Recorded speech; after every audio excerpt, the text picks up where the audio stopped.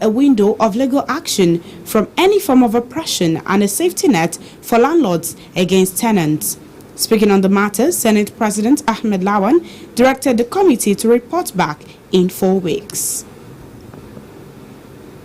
The Senate has passed the Civil Aviation Bill 2022, which seeks to repeal the Civil Aviation Act of 2006.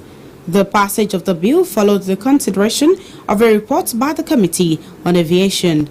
Presenting the report today, the chairman of the committee, Smart Adeyemi, said the aim of the bill is to provide an effective legislation and institutional framework for the regulation of civil aviation in the country. Adeyemi noted that the bill will establish the rules of operation and divisions of responsibility within the Nigerian civil aviation system in order to promote the safety of the sector. The lawmaker added that the bill will also ensure the Nigerians' obligations under the international aviation agreements are implemented. In the meantime, the National Assembly has announced plans to amend the Finance Act. This is coming after the Comptroller General of the Nigeria Customs Service, Hamid Ali, informed the Senate Committee on Finance that the Customs is no longer a revenue-generating agency due to the amendment of some sections of the law. Ali said the passage of Section 68 of the Federal Inland Revenue Service Act has taken precedence over any other law in terms of administration, collection and levies, thus relegating the customs to the background. Speaking on the matter, Senate President Ahmed Lawan said the bill will be amended to address irrelevant clauses.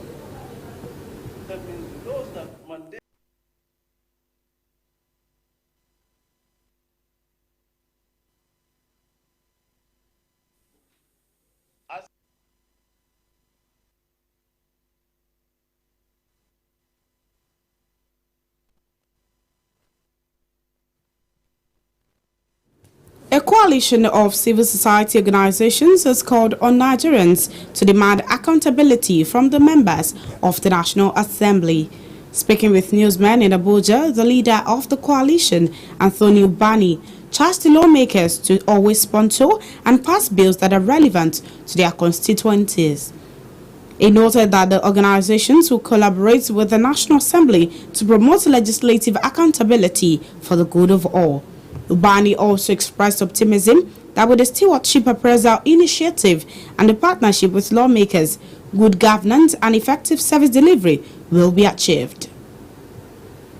And then this engagement, not only are we going to have issues around accountability, but we're going to have accountability from an informed perspective, informed stance, that we're in the premises of the National Assembly talking to the press corps of the member of the National Assembly goes a long way to show that we want to work from inside. We want to be part of this platform. That what we need to do is to engage them in such a way to get the information, and we need you to put it out there for Nigerians. The 11 or 12 of us here, no matter how much information, factual information we have, without you putting it out there correctly to Nigerians, there is to an extent that we can go. And finally, just to say that this, the collective work we have here, different civil society organizations with the different areas, electoral reforms, extractive transparency. So you're going to have experts in their own work coming to engage the members of the National Assembly. We are excited to note that citizens have taken notice of the bills, motions, and petitions pushed through in the Senate and House of Representatives, as objectively and comprehensively reported by Order Paper. It is noteworthy that the appraisals were not just about the numbers, but very significantly about the quality and progression of these legislative instruments. As the 2023 elections approach, we trust that citizens to use these stewardship appraisals to demand accountability from members of the Night Assembly and engage in associated conversations during the campaigns. In this regard, the cohort will be working closely with Order Paper to strengthen the objective criteria and standard metrics used in measuring the performance of legislators as we approach the third year and final year of the Assembly. We note that the midterm The midterm stewardship appraisals have not been validly challenged by any legislator in spite of muffled murmurings in some quarters. The House of Representatives says henceforth the Nigeria Customs Service will now compensate victims of extrajudicial killings by its officers with a total of 390 million naira. The House made the resolution today following the reports presented by the House Committee on Customs and Excise after investigating 3 incidents of extrajudicial killings in Oyo and Katsina states.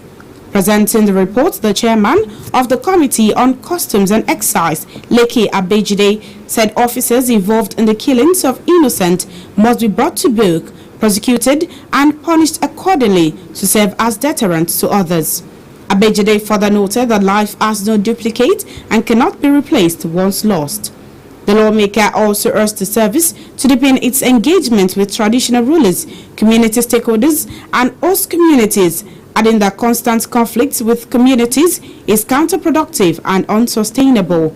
Abejide, however, recommended the provision of bullet-proof vehicles, vests and helmets for the officers of the service to confront the menace of smuggling at the nation's borders.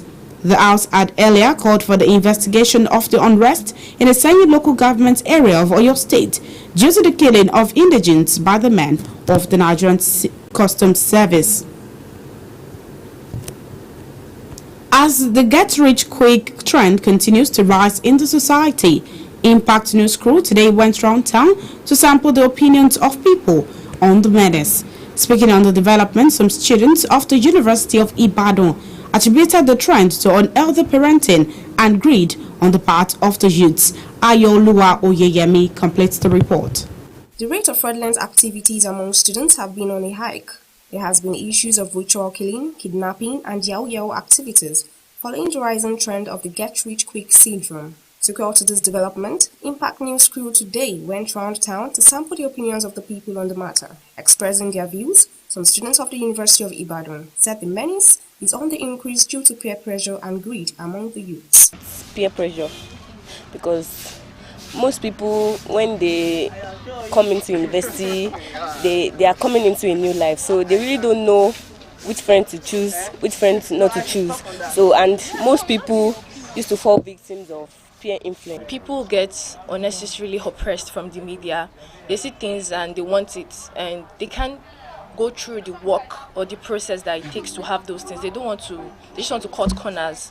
And I think it's also more of a personal moral standard. Also speaking, Olayinka Ayobami, a student of the institution, said criminals now hide under the guise of bad governance as a reason to perpetuate their evil acts. The reason for the increase in fraudulent activities among our students and youth today is all because of lack of contentment. I discovered that most people are not contented with whatever they have, whatever their parents are giving to them. Fine. There is this urge to make more money. The government cannot even provide for everybody, but the government should just make sure that at least they are doing their best. But then, even if the government is still providing, we will still have some people that are not benefiting. So those ones that are not benefiting should just calm down and be contented. They should just keep us in. Some said the economy of the country is not applaudable. Others noted that the sudden increase in ritual killing and yahoo among students between the ages of 17 to 20 is a situation that needs to be put to an end immediately. The parents should be blamed. You have to take good care of your kids. Morals, you should teach them morals. They say charity begins at home. If a kid like that, should be doing something like at that point in time, at the age at 17, that means by the time he's 25, a lot of other havocs will happen. No doubt, the hardship in the country is unavoidable. The people have no reason to practice violence and indecent acts. It is high time the federal government takes proactive measures to put an end to the rising increase of insecurity across the country. Ayoluwa Oyeyemi, IATV News. Following the murder of a 20-year-old girl, Sofiat Kende, for rituals in Okiaregba area of Abeokuta, Enugu State, the State Police Command has paraded 4 suspects related to the offense. In a statement, the police public relations officer, Abimbola Oyeyemi, said the suspects were seen burning a human head in a pot. It noted that the suspects confirmed that they killed the victim for money ritual, claiming they got the information of the evil act from the internet. Oyeyemi called on parents and religious leaders to live up to their responsibility in bringing up their wards.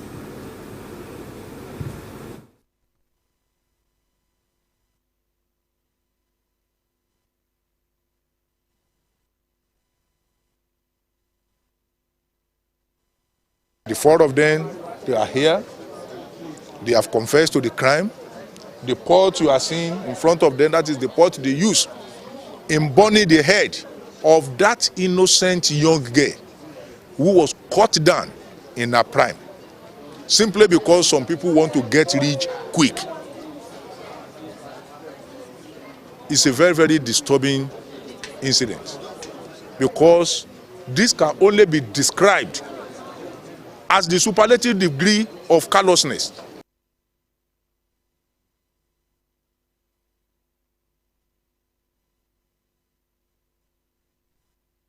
Second time, I told Mr. Kim that Asura came to my house, and he just told me that that girl, you know, is not a good girl. Let us use her. That Mr. Kim told me that he have something in his phone that's called Oshole.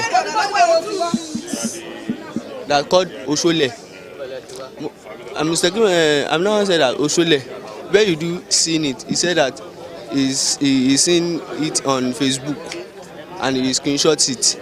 I sit on Sophia, and I take her hand to play. Suddenly, Mr. Kim take knife to drag her neck. I feel bad because I don't do this. It is my first time I'm doing this, and I don't feel happy, because you should be careful about the friend we want to live with, because I'm not living with her. And I'm speaking on behalf of the whole family, that all what we want is justice, nothing else.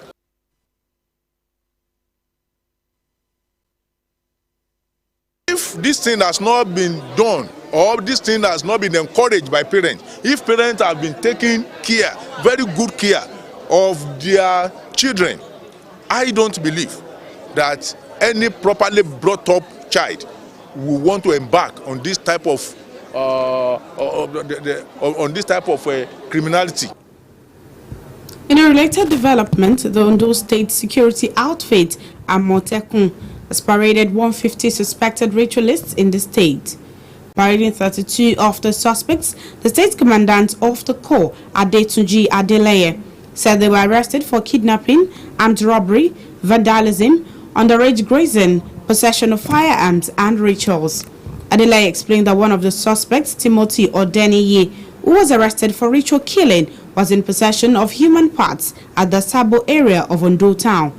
It noted that the suspects will be handed over to the police for proper investigation and prosecution.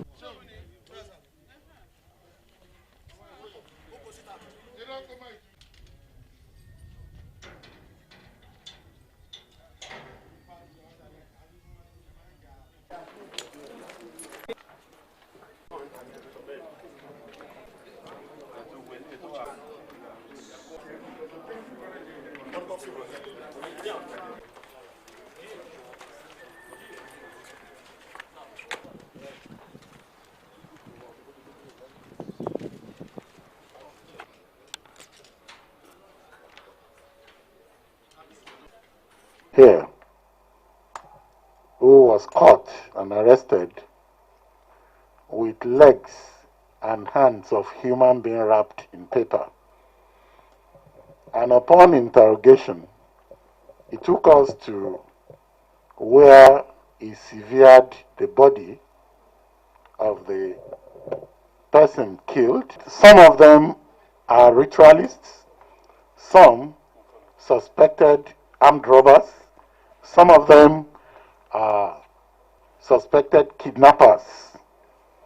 We have one in blue there. He specializes in buying food and supply. Away from that, an elder statesman, Dele Momodu, has cautioned politicians to stop mismanaging the nation's limited resources. Speaking with newsmen at a stakeholder meeting in Abeokuta, he expressed worry over the continuous mismanagement of public funds by politicians for personal interest. He also advised youths not to be an instrument of thuggery and violence during the 2023 general elections.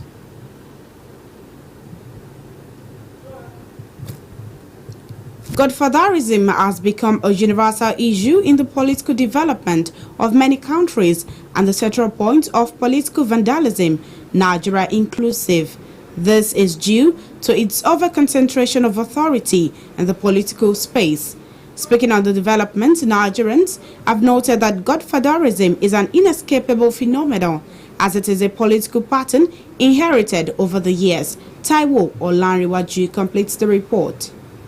Godfatherism has become a universal issue in the political development of many countries and the central point of political vandalism, Nigeria inclusive. This is as a result of the over-concentration of authority in the political space. The problems arising from Godfatherism remains one of the problems facing the Nigerian political system as it deprives the people of voting for their ideal candidate as a leader. In recent times, the failure of the godson to meet the demands of the godfather is often punished with impeachment or denial of re-election. Speaking on the development, a senior lecturer at the University of Ibadan, Obafemi Jegede, said Godfatherism is an inescapable phenomenon in Nigeria as it is a political pattern inherited over the years. It's a political pattern as inherited over the years in Nigeria. So it has become a very, very important characteristics of the Nigerian politics. It can serve advantages, it can as well serve disadvantages.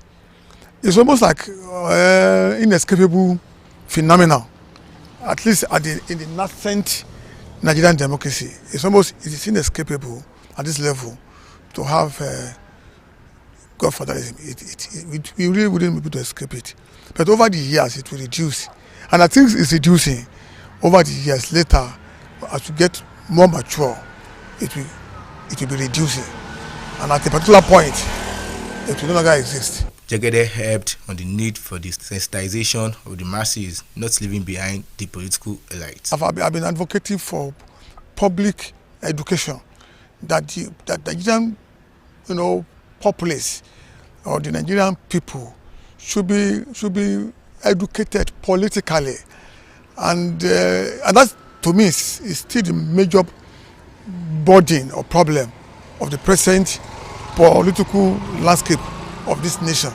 So one good way to curb it is to sensitize people enough so as to know their level, to the degree that they know even the governor who is contesting as a governor and the person contesting as a president will not longer see themselves as a dictator or as a better privilege than others. Similarly, a political analyst, Akinpelu Oluwaseun, said Godfatherism in Nigeria cannot be ruled out. There is no how we raise a leader in Nigeria or Africa that it won't, you don't have someone that will be the one that will sponsor you, maybe because of sponsorship anyway. Aside from the party sponsorship, people, they like to, when someone spend a lot of money on you, by the time you get to the power, you have no choice.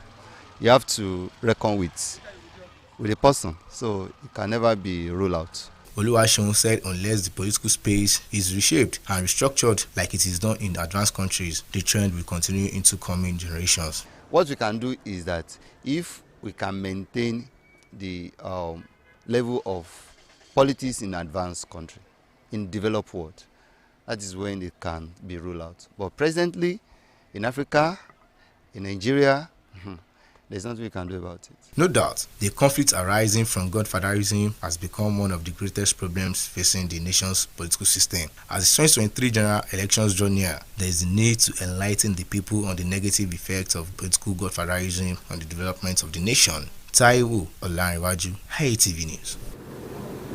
An elder statesman, Dele Momodu, has cautioned politicians to stop mismanaging the nation's limited resources. Speaking with newsmen at a stakeholder meeting in Abeokuta, He expressed worry over the continuous mismanagement of public funds by politicians for personal interest. He also advised the youths not to be an instrument of thuggery and violence during the 2023 general elections.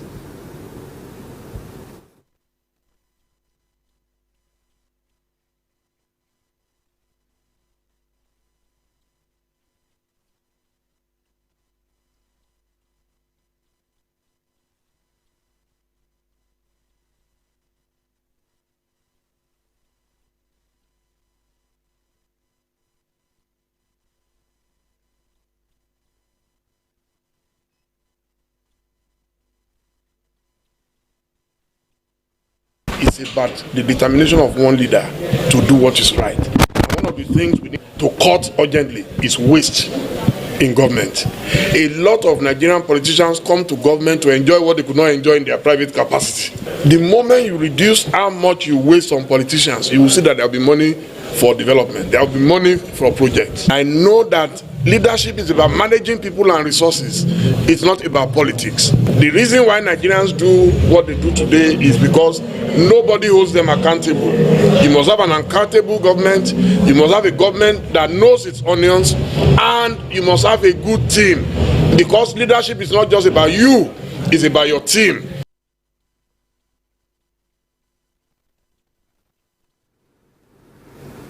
The former governor of Ogun State, Chief Olusegun Oshoba, has expressed the need to create a forum of ex-governors in order to support and assist incumbent state governors in ensuring the growth of their states. He made this known during a visit to his residence by his predecessors, Kayode Olofimoyi and Otumba Gbenga Daniel. Speaking with IA-TV's Rohima Lawal, Oshoba added that the forum would serve as a benchmark for the establishment of the Southwest region and the Yoruba nation. The former governor explained that his wealth of experience of past leaders is for the development of the country. Oshoba also revealed that the Southwest region leads other regions in terms of good education. He assures that he will contribute his quota to ensure the adequate functioning of the forum as much as he has the energy and intellectual capacity. I appreciate it. This visit is a healing visit, I can assure you. It's going to give me the courage to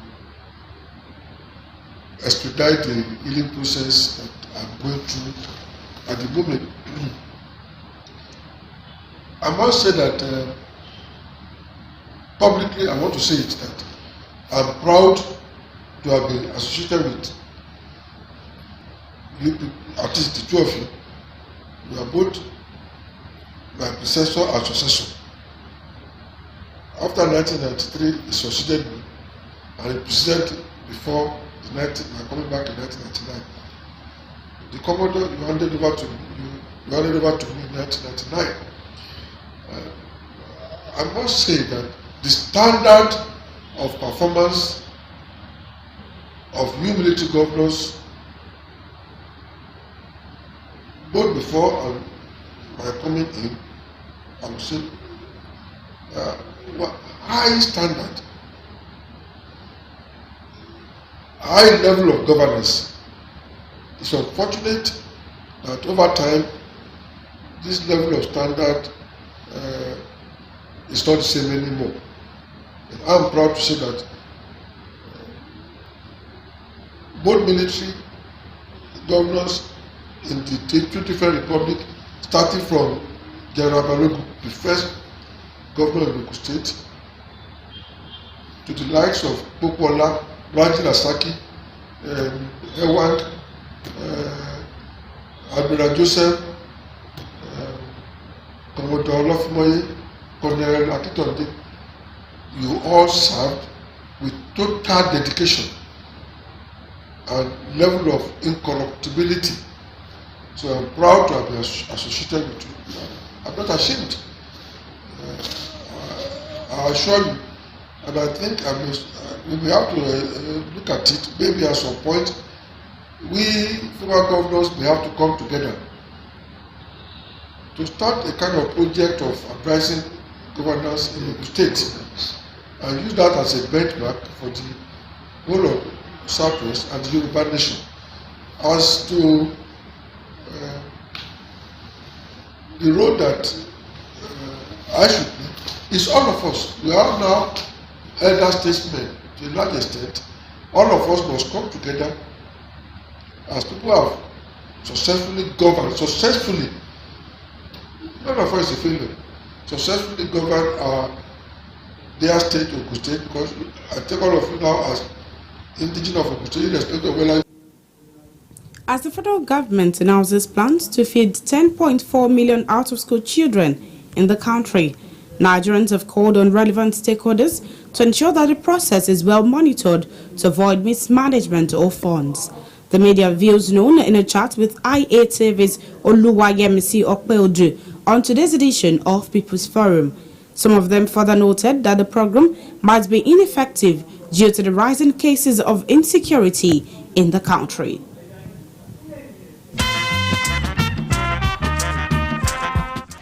In this country, there is nothing impossible if they really want to do it. The problem is that it's about the Senate people and the government. Let me just make it this government, like they are just. I don't want to say that. I don't want to say they are embezzling money actually, but if they really want to do it, they can, because they have the power and there is money. We can be saying there's no money in this country. There's actually money in this country.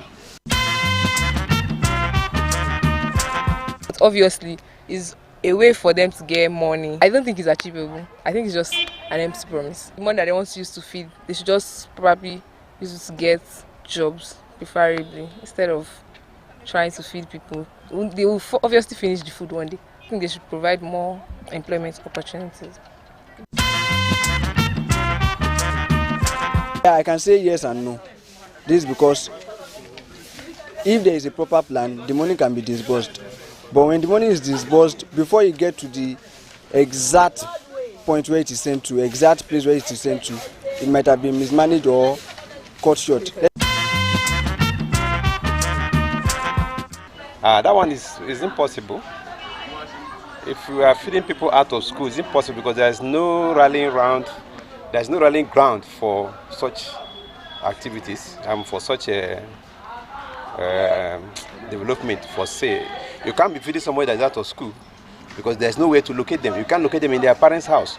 If you are giving them money, we are not sure the money is going to the exact direction or the exact people that are really in need of the money. You understand? So I doubt if any such of policy is on. I felt is something that is questionable. In Nigeria today, we are having so many policy failures, and the main idea of feeding anybody is not a wise decision by any government. Government should provide employment. They should provide the things that could make these people have means of what they want. Like now, you can't tell me you are giving me food. What about the clothing? What about the things I need, like the toiletries, the things I need to live? All those things are the major things government is talking about. So we should advise, or those who are in the position to advise the government should be able to tell them the main thing. Let's follow the developmental processes. Let there be factories, let there be companies that will provide employment for these people. The West African Examinations Council has announced the release of the withheld results of candidates of the West African Senior School Certificate Examination 2020 and 2021. In the communique issued at the end of its 72nd meeting of Examinations Committee, the acting head of council, Moyosola Adeyegbe, said only results of candidates exonerated of exam malpractices were released. Adeyegbe also noted that the council authorized the cancellation of results of candidates proven to have been involved in malpractice cases. She further affirmed that the council has approved appropriate sanctions in all established cases of malpractice as prescribed by the rules and regulations governing the conduct of its examinations. The National Reconciliation Committee of the All Progressives Congress has submitted its interim report to the Chairman, Caretaker Convention Planning Committee, May Malabuni. While receiving the conciliatory report, Bune said the submission of the report is coming at a crucial period. He noted that the findings of the committee will contribute in no small measure to successful convention and the 2023 general elections. Conciliation Committee. The duty of organizing a successful convention is dependent on the caretaker committee and not on us. But whatever we will do to ensure that the party is stable enough, enjoys enough peace, also to have a conducive national convention, we will do that as a matter of duty. So maybe on the last one, sir, just requested for 7 days more. Will you be able to treat all these 47 petitions within the next 7 days? I told you, as of today, as we're talking, petitions are still coming in. People are still trooping to come and see us. And we cannot, in all fairness, stop them. So for as long as we're there, for as long as, before we get what we call a final report, the whole thing about reconciliation is a work in progress. Nobody will tell you that political conflicts that are based on recovering, repositioning, and rejuvenating our party for us to have a strong, stable, and united interest. The submission of this report is coming at a crucial period as we approach the National Convention and the 2023 general elections. Therefore, the findings of the committee will contribute in no small measure to a successful convention and general election. The state not happy, made them not happy on that position or announcing that very name. That's why we are here to display ourselves that we are not happy as Ekiti bona fide people. If the party want to really want Ekiti, that really want to be justified to everything, they have to come down and really reconcile and revisit the issue. They have to revisit the issue. So it's in position. It's the position everybody knows. If you get to Ekiti, you know that they impose. The next steps we have been taking, we are still APC member, bona fide member of APC, and we love our party so much, and we want our party to really win the general election by God's grace, coming election. So what we want our national party to do is that to look into the matter and they have to revisit it and do something that they will do justice on the issue. Professor Toriola Oyewo, a 91-year-old lecturer at the Faculty of Law at Adeleke University, Ede, is dead. Oyewo was conferred with the rank of a Senior Advocate of Nigeria in 2021 after he clocked 90 years, died at the University College Hospital, Ibadan today, where he was receiving treatment following injuries he sustained in an auto crash. IATV's Taiwo Olanriwaju, who paid a visit to the residence of the deceased, said families and relatives noted that he will be greatly missed. In an interview earlier held on a flagship program on Impact Business Radio, The Impact Makers, Oyewo called on Nigerians to support the federal government in putting an end to the challenges facing the nation.